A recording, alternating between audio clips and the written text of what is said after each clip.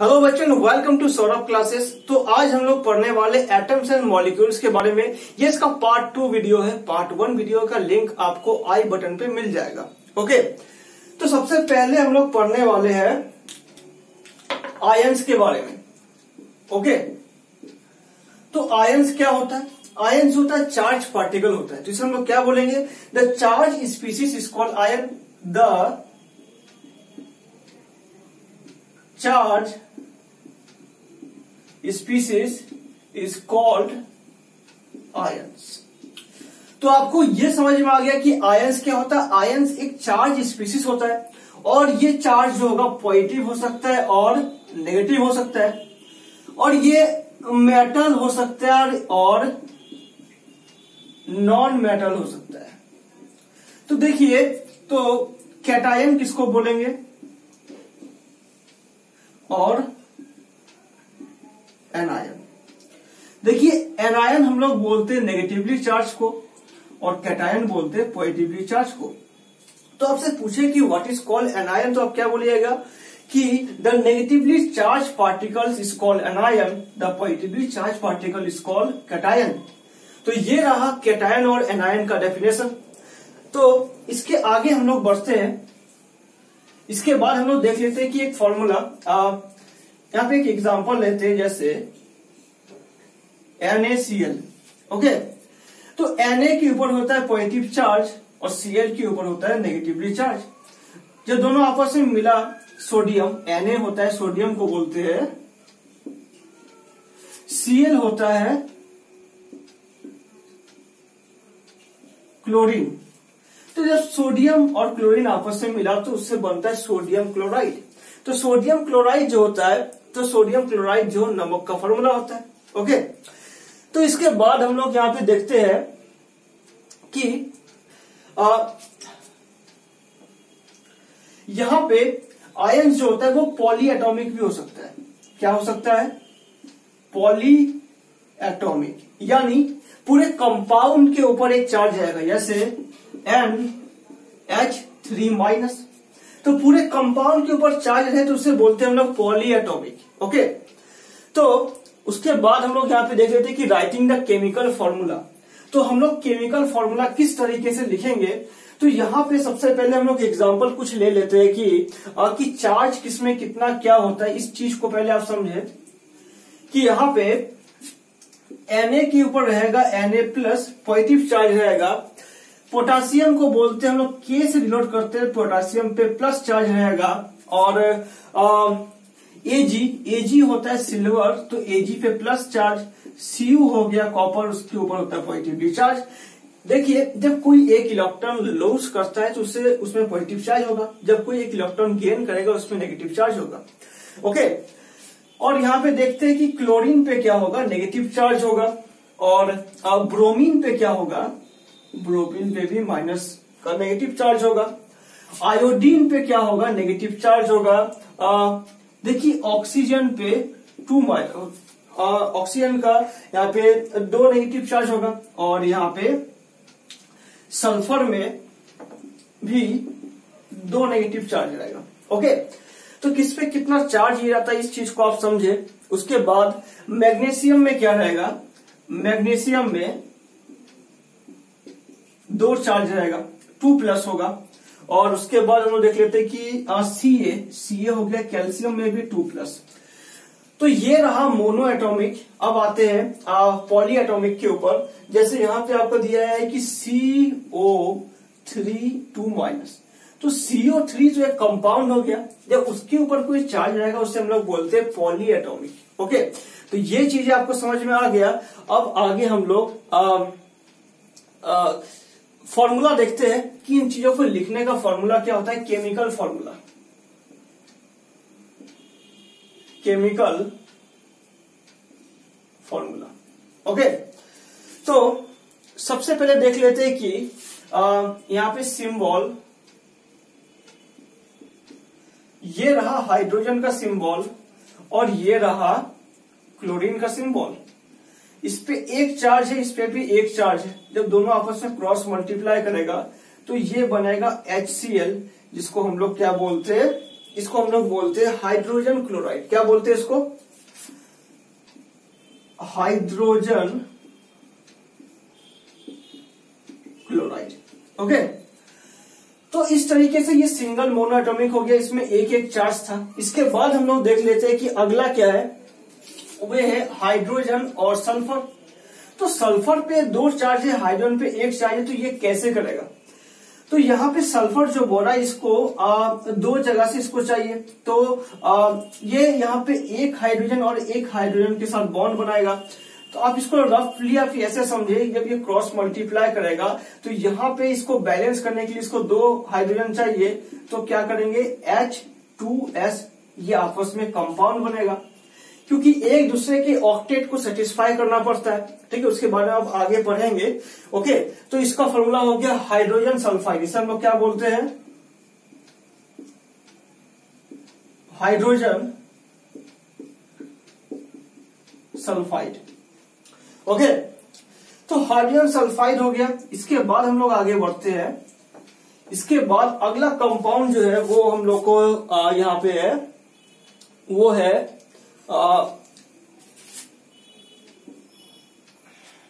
Carbon और chlorine. Okay, तो carbon का वैलेंसी 4 हो गया, क्लोरीन का वैलेंसी 1 हो गया। अब ये कंबाइन कैसे करेगा?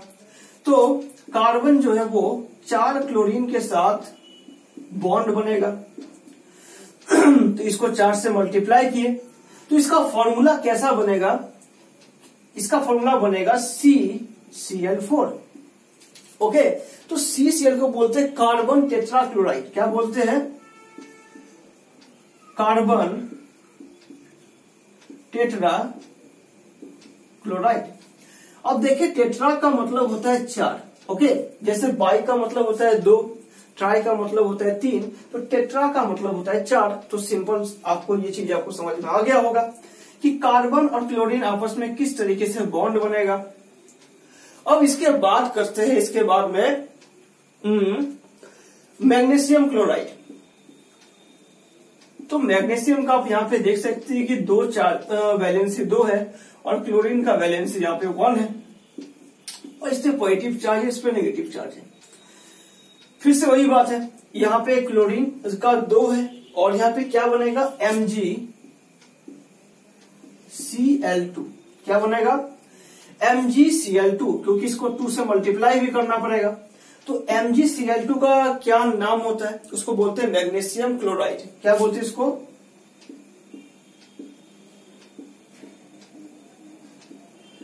इसको हम लोग बोलेंगे मैग्नीशियम क्लोराइड। ओके, अब इसके आगे बढ़ते हैं।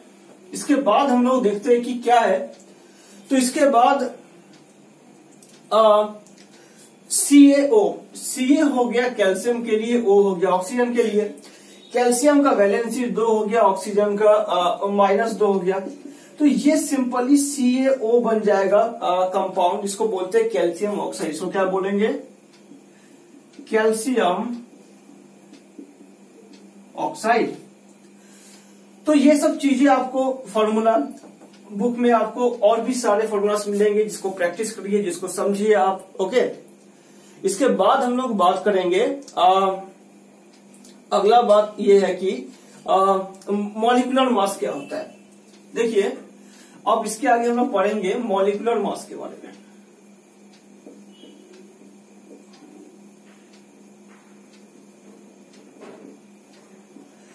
उसके पहले देखिए जो वैलेंसी क्या होता है। जब जैसा हम लोग इसका देखें कि वैलेंसी क्या होता है, देखिए combining capacity of A atom is called valency. तो क्या कहेंगे? The combined capacity of A atom is called valency.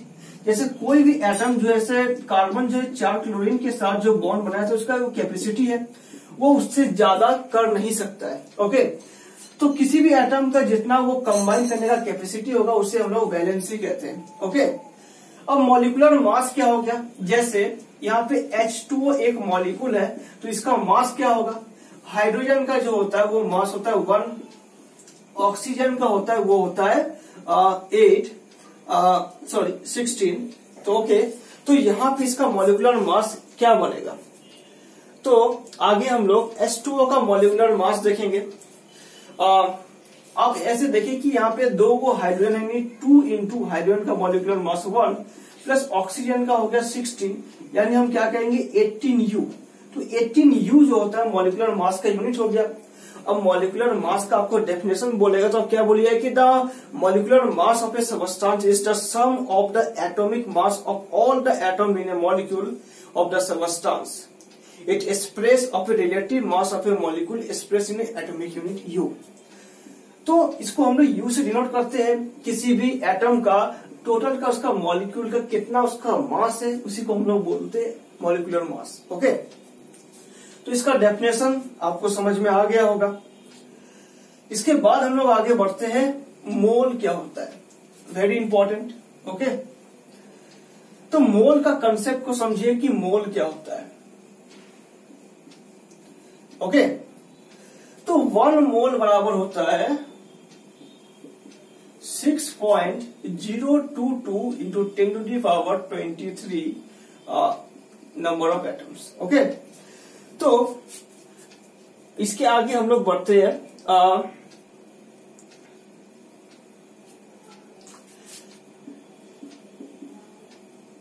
देखिए मोल्स को बोले कि atom of a substance that contain number of atoms. देखिए ये जो है नंबर ऑफ एटम्स भी हो सकता है,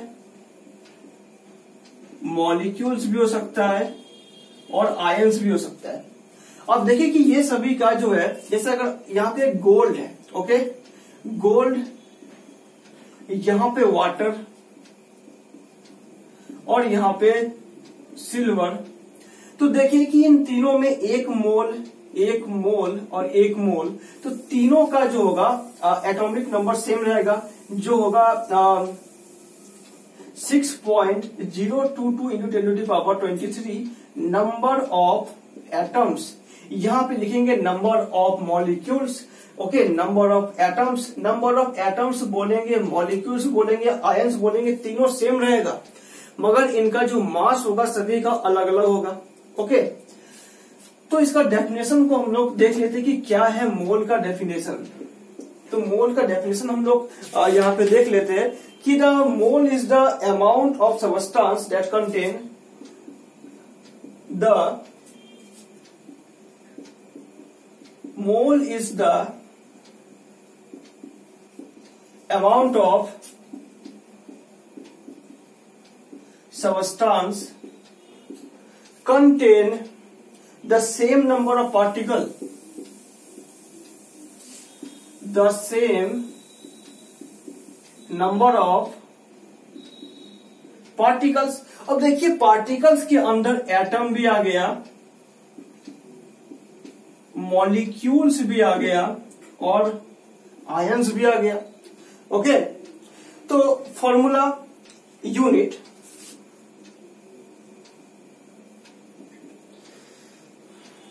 there is a atom in exactly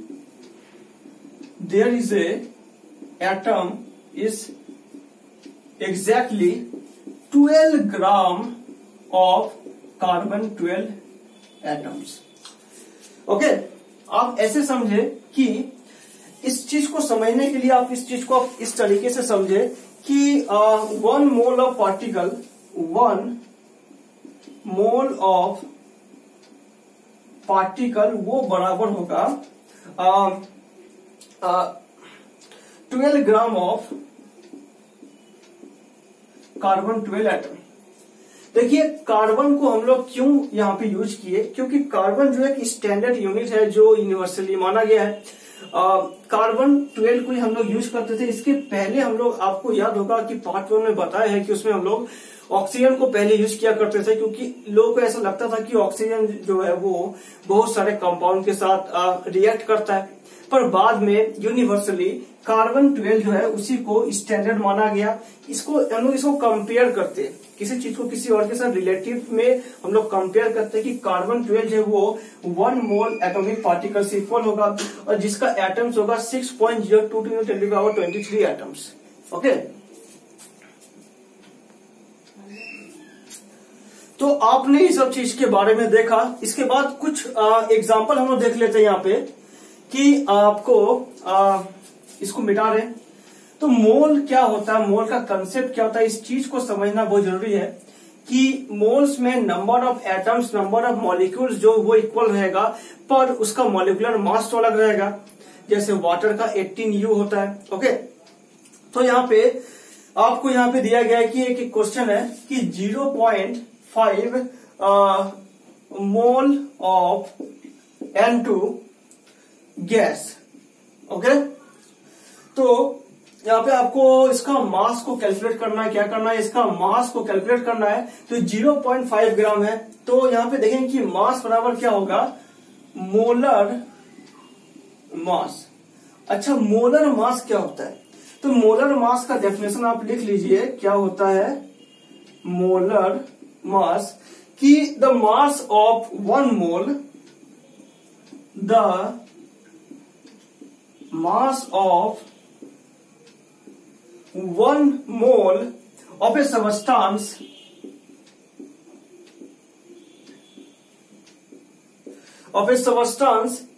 is called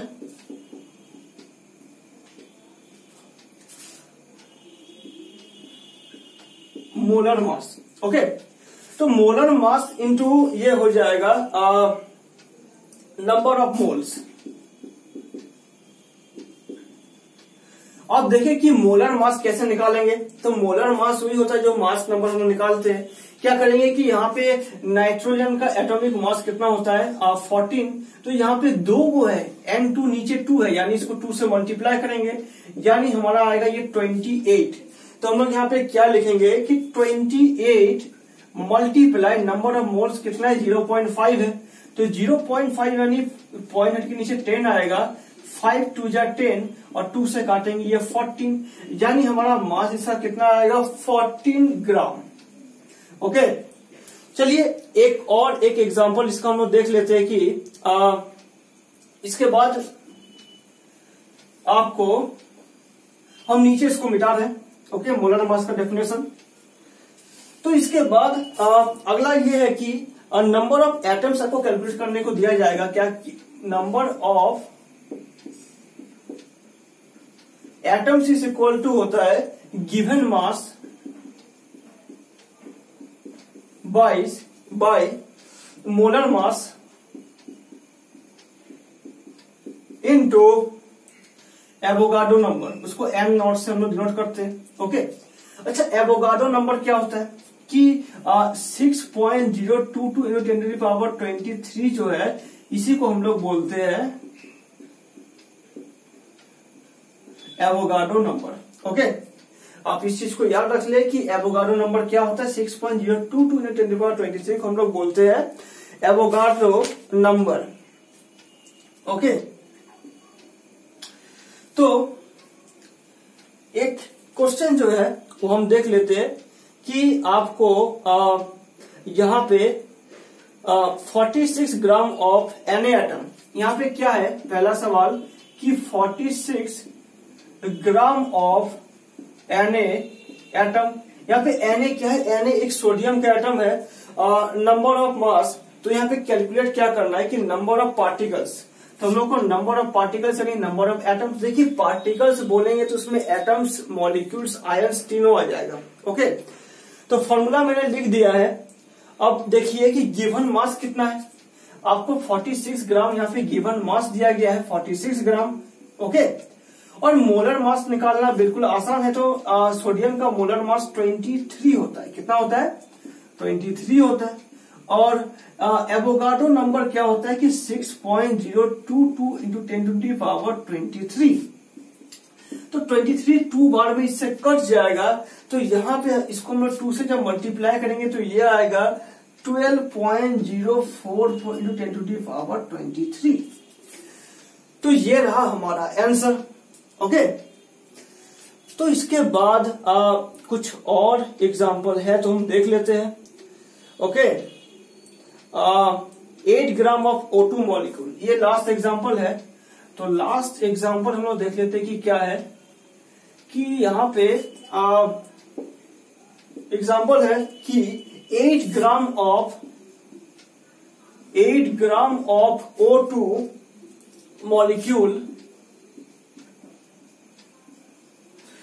number of molecules of A mass. Okay, तो सेम काम करना है, नंबर ऑफ एटम्स निकालना है या पार्टिकल्स बोलिए। तो गिवन मास कितना है, 8 ग्राम है।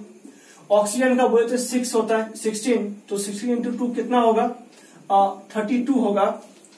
तो उसके बाद हम लोग देख लेते हैं यहाँ पे into 6.022 into 10 to the power 23, ये 4 बार में कट जाएगा और इसको काटने के बाद हमारा आंसर आएगा 1.51 इंटू 10 टू द पावर 23। देखिए ये जो है अप्रोक्स में वैल्यू है, इस चीज को याद रखेंगे। ओके, तो आज की वीडियो में बस इतना ही। अगर वीडियो आपको अच्छा लगा हो तो वीडियो को लाइक करें, चैनल को सब्सक्राइब करें। Thanks for watching.